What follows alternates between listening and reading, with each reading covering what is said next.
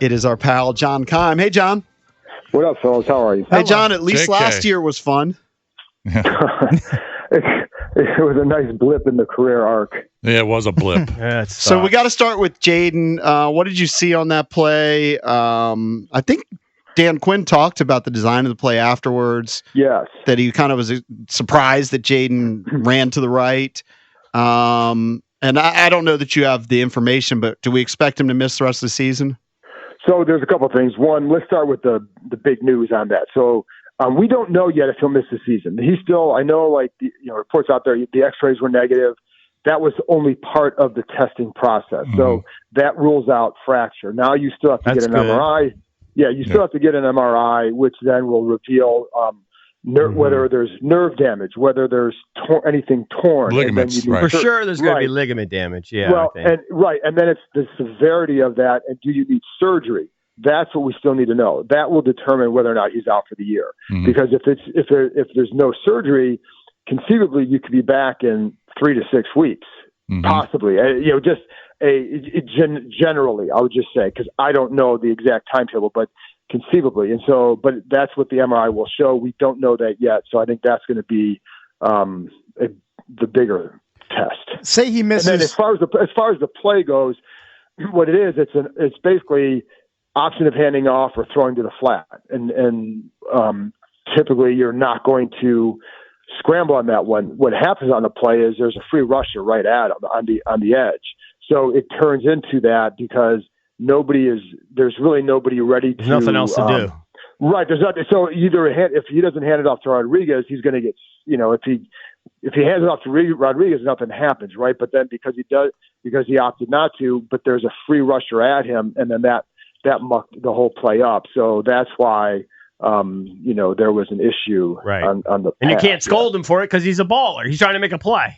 He's trying to make a play, and there's nowhere to go with the ball at that point. There's a guy right in his face, immediately on him. And so, yeah.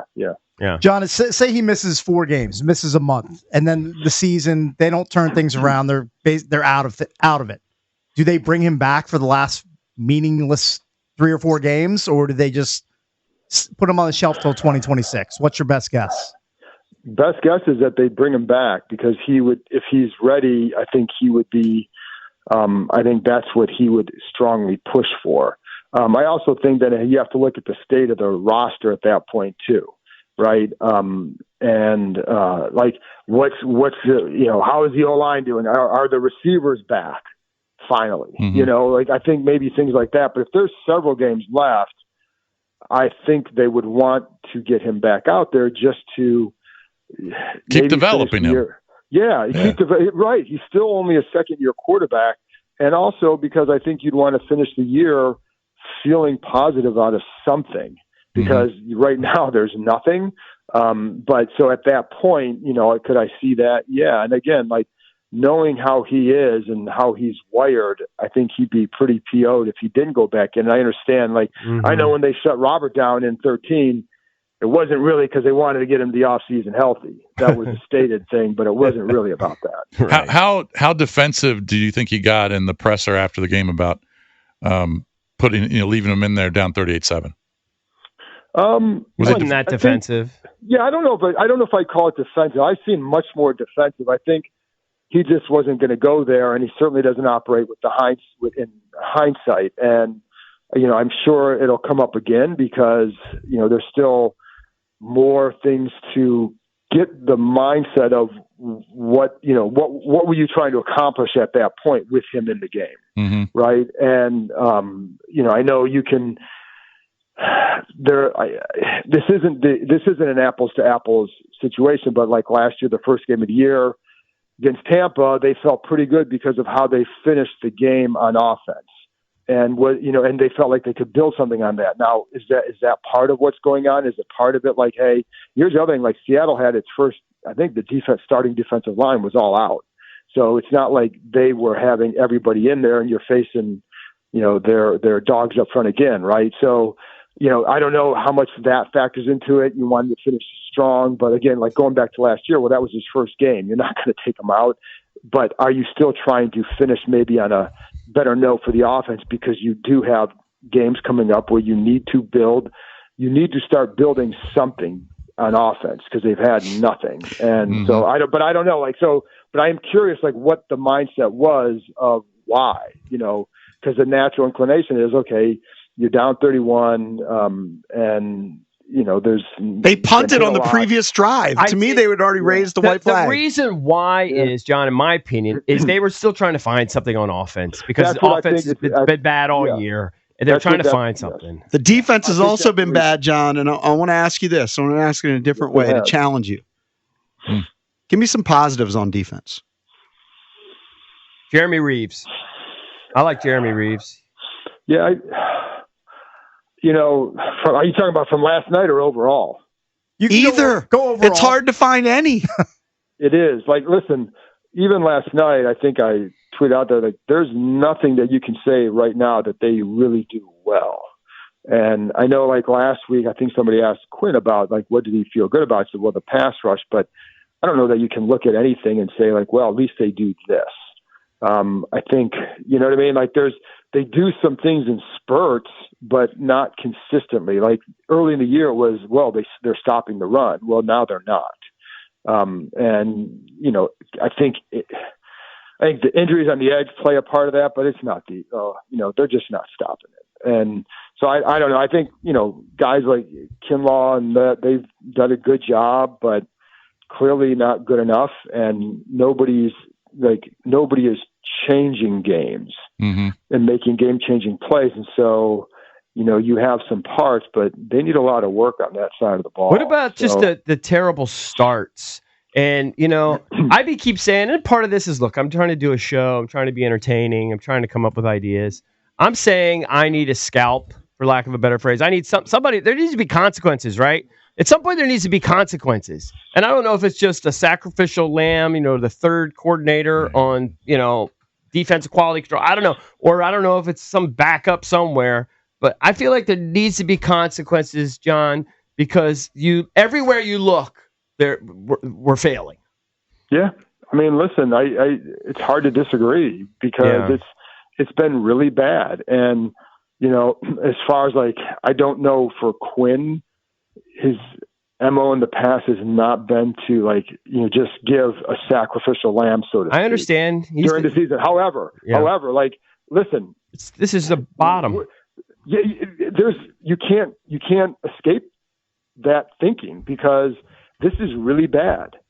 And repeatedly, again, same things over and over and over. Well, exactly. So at some point, yes, there you would that would be a logical conclusion at some point that would happen. But what that means, when, no clue. But you can't go a year like this. And there's 8 games left. Mm-hmm. You can't. You got half the season. You can't keep saying the answer's in this room. No, it's not. The answer's not actually in this room. Yeah, and I think right now there's nowhere else to go for that. I think when you're looking at it right now, then we look at the end of the season, the answers could be elsewhere, because but right now there's not a move they're going to make out from outside that's going to really do much for them. So that's why I think he says that. But when we get outside after the season, you can't just do that. You can't have it be this bad. And then, either, it's always when it's this bad to me, I always look at it's an organizational failure because were the right guys there? All right. Well, did you have enough of them? And I know that's definitely true too. Yeah. So there is that. Right. And so then you have to include that. I just need some empty lockers today. Yeah. Somebody's got to have an empty locker. Yeah. It's bad. And listen, you have Detroit next. I know. Yeah. It doesn't get any easier. Here's the other thing is that's one you kind of know where that one's going to go at this point, barring you never know what happens in the NFL phrase. But then, what happens if it's bad in Madrid against Miami? Right. That's the interesting. They should save the fuel. I don't even care about the climate. Save the climate. Hey, John, you're a guy that watches film. Maybe, you know what? flex that game to Huntington, West Virginia. Yeah. Hey, John, you're a guy that watches film, and I'm not sophisticated enough to know, but I've kind of thrown it out there. I think moving forward, and this would probably have to happen in the offseason, it's not going to happen during the season. I think Jayden needs to play under center more. They barely ever have him under center, and I think he would benefit from it, and the team would benefit from it. What are your thoughts on that? I think there are plays that you can't run with him under center. Like some of the RPO game, which is big for them, zone read, things like that. Like there are plays that you can't run, and the run games have, in some of that stuff has become more sophisticated, where it's like you can run more out of pistol than you could. Like it's just more developed. So I just think there's some plays that you would not be able to get to, and you're now taking away chunks of your offense. So I will say, like they do it less than, and I've talked to, and I know I'm saying this because I've talked to people about it. Like just what is, why or why not? Because some teams are heavy play action and under center. Like the Rams are heavy like that, but that's Matthew Stafford too, right? But there are teams that have success with it, and last year, these guys had great success not being that way. But could they do more? Like, last night when they're doing it, you kind of had a feeling what was coming. But to at least lessen the predictability of it. But that is part of it. Like you would lose a chunk of your offense, but it doesn't mean you can't do it more. Like if you want to do it more, then I think that's something certainly worth asking for sure, because there are like, the Seahawks don't do it. Didn't they this year? Because I was looking at this, like their under center plays were not among the highest in the league, but yet when they do it, it's highly effective. And they don't run a ton of play action, but when they do it, it's highly effective because of the style of the runs they're getting to. So could you do it more? Yeah, sure. Because they haven't done it a lot, and this year, like nothing's really working. And again, like. It's really hard with this offense I can sit here and say things, then I keep going back to who are you throwing to? Like it's really difficult. Mm-hmm. And I think like that's the thing to me that you can help Jayden by just getting more weapons. And one less guy, because McCaffrey looks like he's going to be out for a while. But I'm not even including him necessarily in that because he hasn't been to the level they need. But like you bring in Debo, but then McLaurin missing all those games. I mean, Noah Brown missing all those games. I know like Brown's hurt a lot, so that's not shocking that he would miss games. But like that's and I think you need some more. Like I think Zach Ertz has been a steady, reliable guy for Jayden, but you need a second guy there who can ascend, and is Benson at that guy? We need to see more proof. And it's not just a matter of, target him more. You got to get open to get those targets. And, is that happening enough? And so I think you just need some more explosiveness on that offense. And, you can help, I was talking about on my podcast, like one way you can help Daniels with protecting himself is by getting guys who can win a little bit quicker. So like that's something they have to get in the off season. All right, John. Good stuff. It's John Keim from ESPN.com. Thanks, Talk to you John. next week. Appreciate it. Get some rest.